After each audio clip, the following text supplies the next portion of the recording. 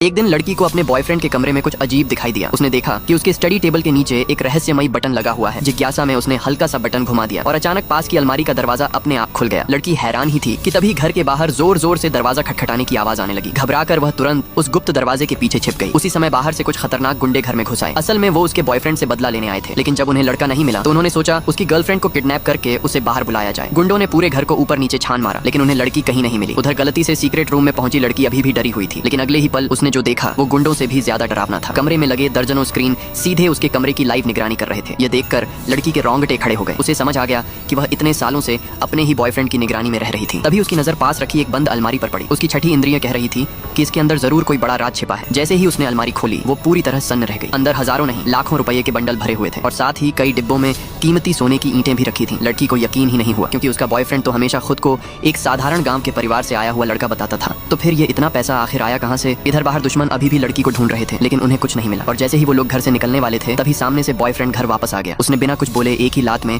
एक गुंडे को जमीन पर गिरा दिया, फिर जेब से पिस्तौल निकालकर सब पर तान दी। ये देखते ही गुंडे घुटनों के बल गिर पड़े और माफी मांगने लगे। उसी वक्त लड़के को समझ आ गया कि उसकी गर्लफ्रेंड उसके सारे राज देख चुकी है। वह धीरे से बोला, अलमारी में जो कुछ था तुम सब देख चुकी हो, है ना? लड़की ने कांपती आवाज में कहा, हाँ सब देख लिया। लड़का कुछ पल चुप रहा, फिर बोला, तो अब तुम्हें मेरे सारे राज पता चल चुके हैं। क्या तुम्हें लगता है कि मैं तुम्हें जिंदा जाने दूंगा? और यही सुनकर लड़की के पैरों तले जमीन खिसक